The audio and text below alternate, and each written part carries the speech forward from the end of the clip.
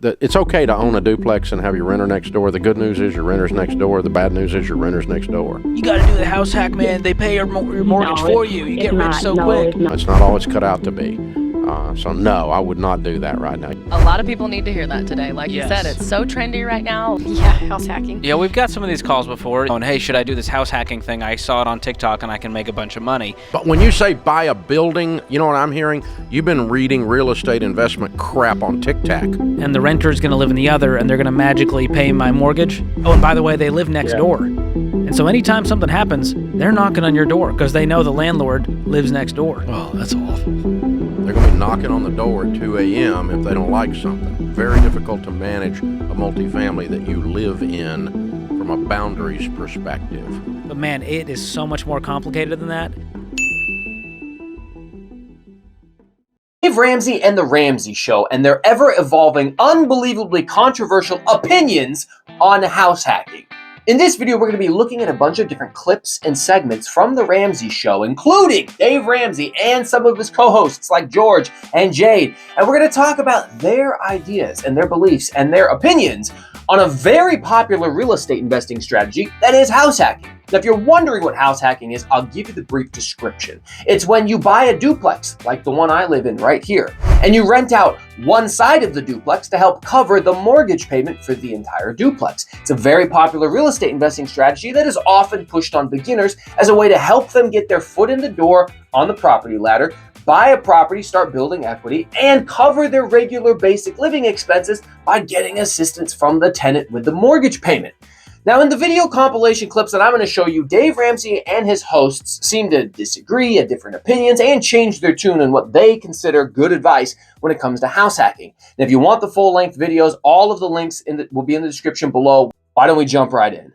Selling our house and buying a duplex so that we can kind of live in that duplex and have somebody else paying our rent for us. It's okay to own a duplex and have your renter next door. The good news is your renter's next door. The bad news is your renter's next door. Yeah. And you know, it's not always cut out to be. So no, I would not do that right now.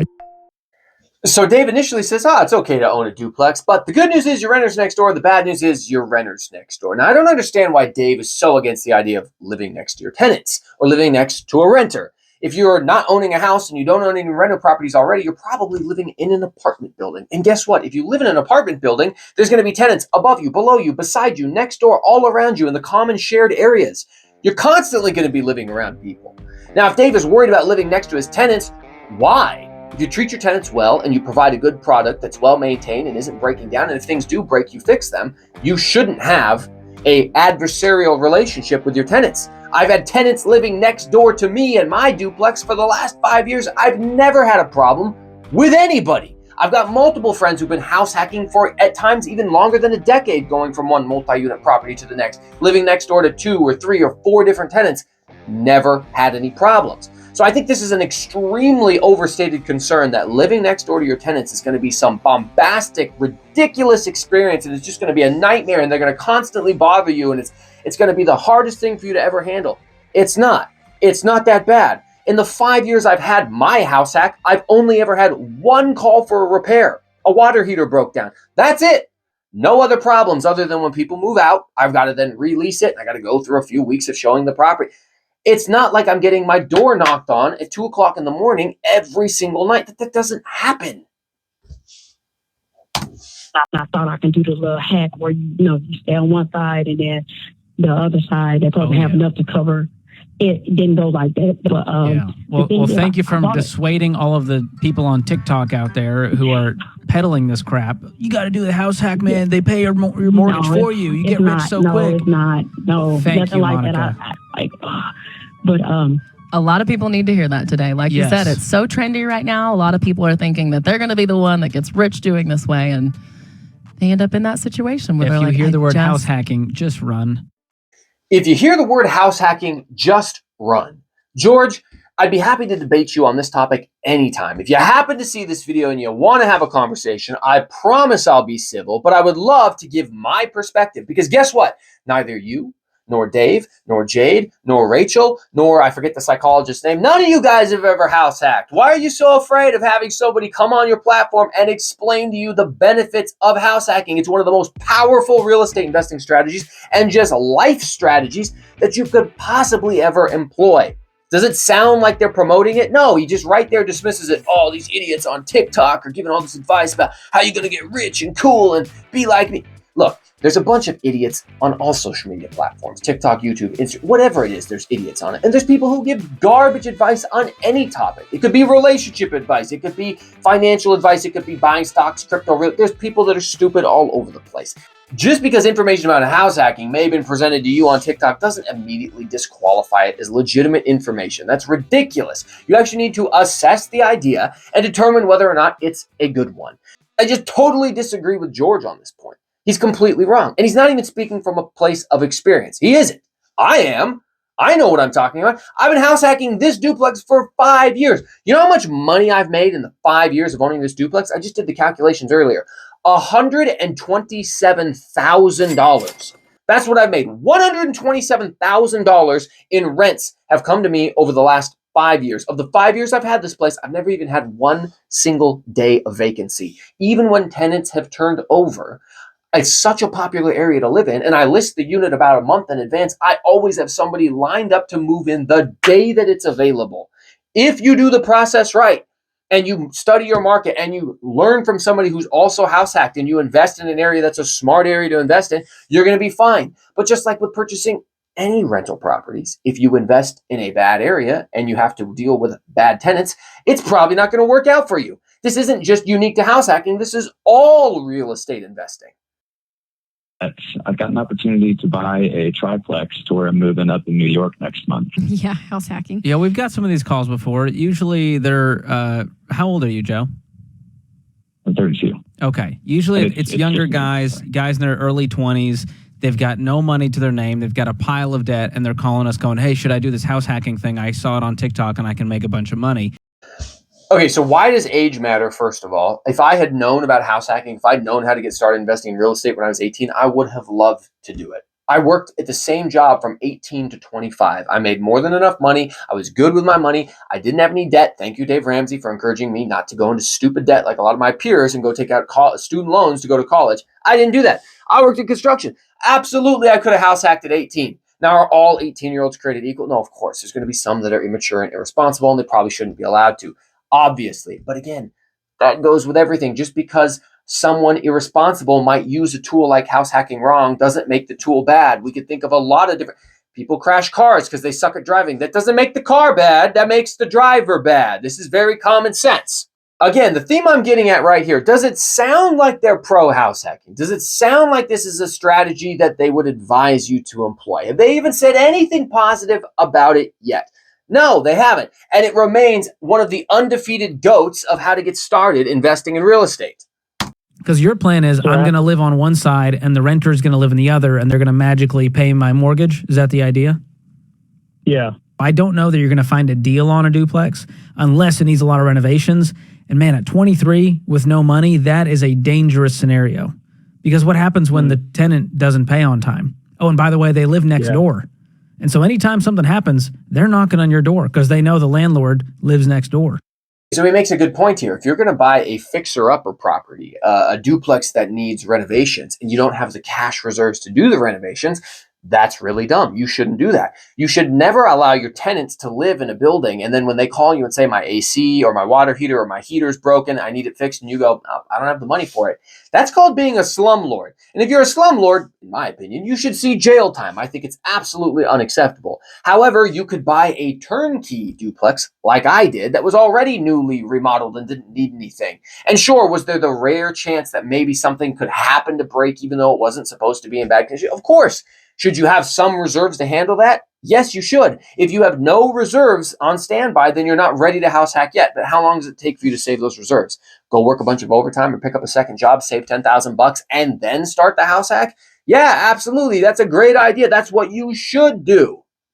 Oh, that's awful. And so I would just tread with caution. I know this is big advice on TikTok, on the financial side of, hey, just house hack. It's so easy. You can make so much money. But man, it is so much more complicated than that, and it can be very risky. Is that what house hacking is? I wasn't going to ask, but now I don't care. Do you want to live with your renters? That's a really, boy, you ought to do that on the talk, George, because I think that would get some views for you. Nobody wants my opinion there because they're all wanting to make money, Ken. They don't want to hear But they're not thinking about living next door to their renters. So maybe we start looking at, hey, let's get a condo for Robert that he can live in. Maybe you want to get a roommate. Maybe you get a 2-bedroom condo. Bro, you've got to be kidding me, George.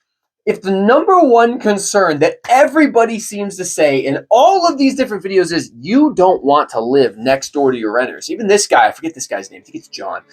Hey, have you thought about the fact that living next to your renters, you really want to do that? And then like 10 seconds later, George says, so here's what you should do. Get a condo and get roommates. Bro, instead of having your tenant live next door, you're going to put them in the exact same house as you? What are you talking about? And if your advice is, well, then be a roommate with somebody you know and trust. Okay, well, you could rent out your duplex or the other side to somebody that you know and trust. Now, I don't ever recommend renting out to family and friends because family and friends will always extract the family and friends discount from you. They're always going to be late. They're never going to have the money.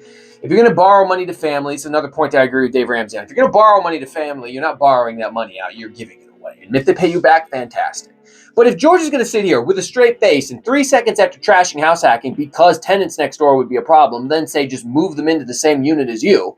And then if I say, well, why do they have to share the same unit? What if they just went one wall away from me?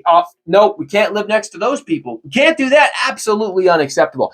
This is not consistent investing advice. This is just dumb. And it's all emotional. It's all fear-based porn and emotional reactions to what is a very powerful investing strategy. And this guy, the co-host dude, he didn't even know what it is. Doesn't even know what it. Oh, is that what house hacking is? I wasn't even going to ask. So you're going to sit there in your ignorance. But now I don't care. Wonderful. I'm glad you're arriving at the conversation now. But again, they don't promote it. They don't say anything positive about it. And you can get a roommate, but I wouldn't go investing in real estate until you've got a paid-for house yourself and you're at a different place financially. And there's no rush.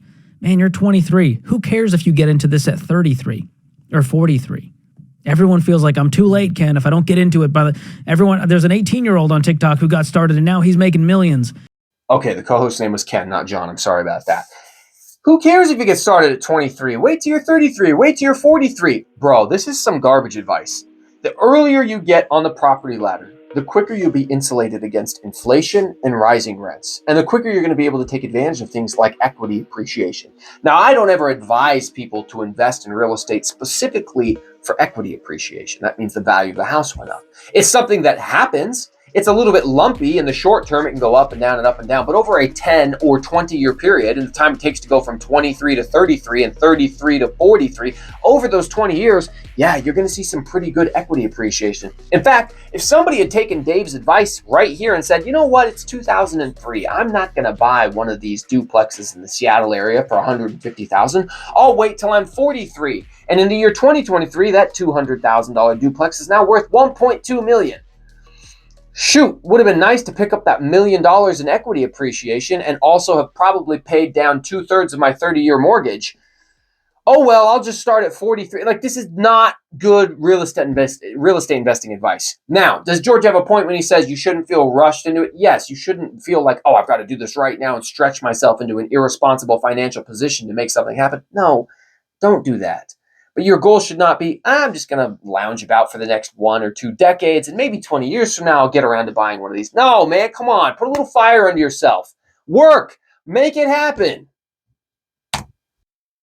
When you say buy a building, you know what I'm hearing? You've been reading real estate investment crap on TikTok. So I was thinking, why don't I house hack, get a renter on the top floor, live on the first floor, and rent out the basement? That's not a bad idea. But you should do it because as you looked at it, you thought, A, that's how I want to live. Because the great news is your tenants are attached to you. The bad news is your tenants are attached to you.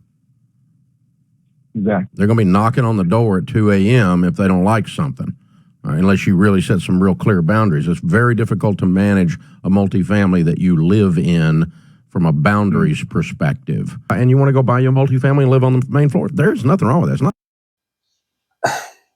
I don't understand why living in a unit makes it harder to manage boundaries. If you didn't live right next door to your tenant, but you were leasing out a rental, they could still text you, they could still call you, they could still get a hold of you. And in fact, as a landlord, when people need to get a hold of you, if you don't respond, you're going to lose in court if you aren't promptly responding to your tenants and dealing with the concerns that they have. Over and over and over again, they keep illustrating the same concern, that they don't like the idea you're going to have to live next to your tenants. But none of these people have ever house hacked. They're all afraid of it and they don't even know about it. They've never done anything like this. And all I can do is say, look, I've house hacked for 5 years. There's been multiple different tenants over there. I've got a bunch of friends who have house hacked for 5, 10, 15 years, bought multiple multi-unit properties by jumping from one house hack to the next, building a rental portfolio while they made that happen. And none of them have ever complained about this. If you want to learn about something, instead of listening to the detractors who have never tried it, maybe you should go to the source of the information and get educated from people who actually do this. Are there pitfalls? Are there ways you could fail? Absolutely. I'm happy to share those with you. But these examples that Dave and the rest of his co-hosts are bringing up about why house hacking is a bad idea, they're just defunct. They don't make sense, and I can debunk them easily. Happy to go on your show, Dave. Happy to debate George. Happy to have a conversation about it. But who am I? I'm just a little guy. You don't care about me. I got a small YouTube channel, and people will just sit here and say, you're just trying to use Dave Ramsey's name for clickbait and to get clout. Look, bro, I got like 800 videos on my channel, and probably 5 of them talk about Dave Ramsey. I feel like I get to talk about Dave Ramsey. He was the first financial educator that I ever listened to back at the age of 17 years old when he was only on AM radio. I even used one of his endorsed local providers to help set me up with investing in a Roth IRA with mutual funds that I still invest in to this day. But I realized that if I wanted to reach the financial goals I have for myself, and that if I wanted to reach financial freedom and early retirement, not at 65, but instead at 35, I was going to have to deviate from the path that Dave Ramsey puts out there. Because the advice that he gives is good if you're a moron. Dave Ramsey teaches to the lowest common denominator. The people that call his show talk about how they're $400,000 in debt, student loan debt, and they didn't even graduate college. Maybe they went to jail. They've maxed out a bunch of credit cards. They can't figure out how to spend within their means. These people are the bottom of the barrel when it comes to financial literacy. And so it takes somebody like Dave to smack them upside the head, wake them back up to reality and say, you're on financial timeout. You're not responsible. We can't trust you with any money. So go get these envelopes, put your money in there, and don't deviate from our plan. That's good advice for people who suck with money. But if you're like me, and you never maxed out credit cards, and you spend within your means, and you have a budget, and you are willing to work the overtime and the second job and the third job, and you save big piles of money to go invest it into something, yes, having a credit card is not going to kill me or financially ruin me. I don't care what you say, Dave. Debate me on the point. I'm happy to talk about it. Not bad. Whatever everyone else in America is doing, do the opposite, and you'll probably have some money. Should he not pay cash for this property? No. It wouldn't matter. If it's your residence and you're going to take out a mortgage, as long as you can pay the payments, and if you have to have the rent to pay the payments, no. If your renters all don't pay, you can't be up a creek. Right. So you got to be able to afford this regardless if you have renters, Caesar. When you have an empty apartment and you have to make payments, you become desperate. Mm-hmm. And when you become desperate, right after that, you get stupid. And that's when you put the wrong tenant in and you create a bigger mess than an empty apartment creates. That's true. And so if you don't have to make the payments, if you don't have to have somebody to stay alive, right, inside the unit there, then you make better decisions on who goes into the unit. So I agree with Dave 100% on those final points that he was making. He was saying, look, if you can't afford the payments without your tenants paying, you shouldn't buy it. Yeah. If the mortgage payment's $5,000 and you make $2,000 a month and you're going to rely on 3 tenants in a fourplex paying you to make that mortgage payment, that's probably not a good position to be in. If you don't have a set amount aside for reserves to cover those payments in the event that people aren't paying, you probably shouldn't buy that house hack. And he's also right. If units are vacant and you need that money coming in, you're more likely to make a dumb decision and put someone in there that you shouldn't put in there and not stick to your requirements for tenants. Yeah, Dave's 100% right about that. In fact, it's odd because we went through all of this negative information spread out starting years ago all the way through modern time. That piece of advice was the most kind words that I'd heard him talk about house hacking. He was like, all right, well, if you're going to do it, you don't necessarily have to pay cash. You can get a mortgage. So long as you cover the mortgage yourself, I agree with that. 100%. Dave, you're correct. That being said, I still think you need to change your tune from dismissively recommending that this is how people should get started investing in real estate. Look, even if you don't want to be a landlord, even if you don't want to invest in real estate, you just want to buy a house. I want you to think about this. Most new home construction starts out at about 1,700 square feet, 3-bed, 2.5 bath. That's like the smallest type of house you can find. The regular house is like 4-bed, 2.5 bath, 2,000 square feet. The idea of a starter house doesn't exist anymore. Most of the rental properties that I own in Indiana are true starter houses. They're little 2-bed or 3-bed, 1-bath houses that are 1,000 square feet. That's what they were. And those were the starter houses you would buy. And then a few years down the road, you would get your dream house, or you would move up and become a move-up buyer. The starter house has completely disappeared. And that's why I think over the next 10, 20, 30 years, what's going to end up happening is I'm hoping duplexes to fourplexes make a resurgence, and that becomes the new starter house. Look, in your 20s, you're going to spend age 20 to age 30 living with roommates. In fact, it's such a common phenomenon that we had an entire show about it that ran for like 10 years as one of the most popular sitcoms of all time, called Friends. And what was it about? Them in their 20s being roommates. But if you're gonna be roommates and live next to these people anyways, why not just go buy a duplex? You become the landlord or the superintendent, and you have your friends pay you rent and pay the equity down on that thing. That's absolutely a better strategy than paying all of that to a large corporate rental property owner that has 150 units all in a little close area. You need to take it upon yourself to be smarter than that. This is how we should be pushing people to get started getting on the property ladder. And then, like I said, if you don't want to be a landlord, sell the duplex and move up into a house. Just get rid of it.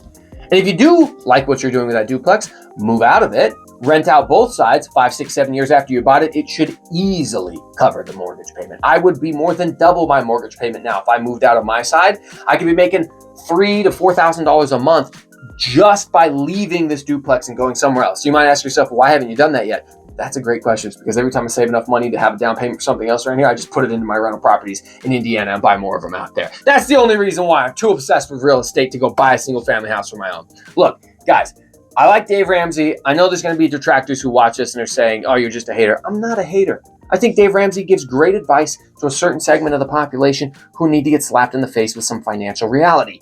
I don't think that he gives great real estate investing advice. I really don't. Paying cash for a rental property, it just doesn't work. If you need to save up to pay all cash and you'd started in 2012 when houses were $200,000, do you know how long it takes the average person to save $200,000? 5, 6, 7 years. Okay, so over 2012 to 2017, over those 5 years, as you're saving your 200 grand, the house went from 200 grand to 600 grand. So you still don't have enough money to pay cash for it. You missed all of that equity appreciation. And now you're still constantly always trying to catch up to a goal and a financial dream that you'll never be able to make. You can't save fast enough to offset how quickly things inflate out of your reach. Does he give good investing advice?